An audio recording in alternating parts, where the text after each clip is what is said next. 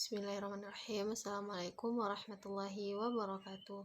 Marhaba, ana Irmaiza fil qismi lughatil arabiyyah minal jami'ah Syekh Jamil Jambe Bukit Tinggi. Al-an al-mabhathu yakni kajian terkait dengan surah Al-Zalzalah ayat 7 sampai 8.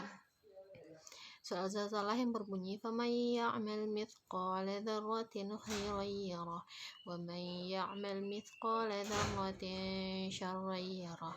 Maka barang siapa yang mengerjakan kebaikan sebesar zarah, niscaya dia akan melihat balasannya. Dan barang siapa yang mengerjakan kejahatan sebesar zarah, niscaya dia akan melihat balasannya pula.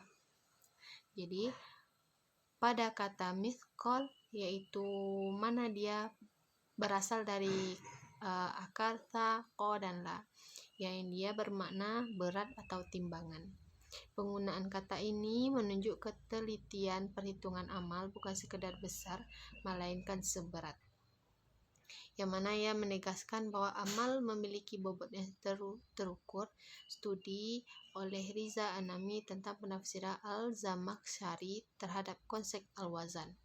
Dalam tafsir Al-Kashaf menunjukkan bahwa lafaz timbangan dalam Al-Quran tidak hanya bermakna literal, tapi juga menyangkut konsep keadilan. Dan selanjutnya yaitu terkait dengan dzarrah, yang mana ini kata kunci yang paling banyak dikaji secara klasik, yang mana ia berarti memaknainya sebagai semut kecil atau biji sawi, sesuatu yang sangat kecil dalam persepsi masyarakat Arab. Selanjutnya yaitu poin yang kedua, penafsiran surah Al-Zalzalah ayat 7 sampai 8. Penafsiran Tatabi Jauhari, yaitu dalam corak ilmi atau saintifik, itu dengan Tabatari, corak filosofis, mengkhususkannya pada orang-orang kafir, perbedaan yang mencerminkan perbedaan metodologi kedua mufassir.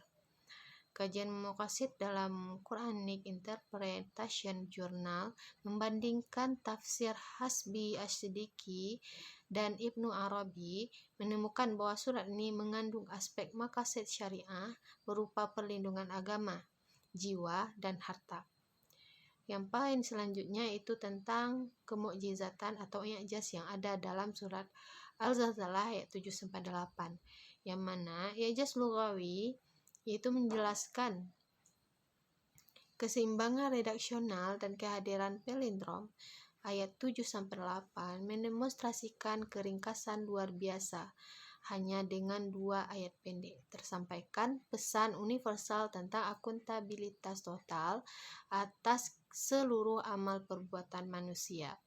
Yaitu selanjutnya dalam i'jaz ilmi, yaitu surat Quran surah Al-Zalzalah ayat 7 sampai 8 secara konstekstual dalam fisika modern merujuk pada partikel quark, partikel subatom yang bahkan lebih kecil dari atom.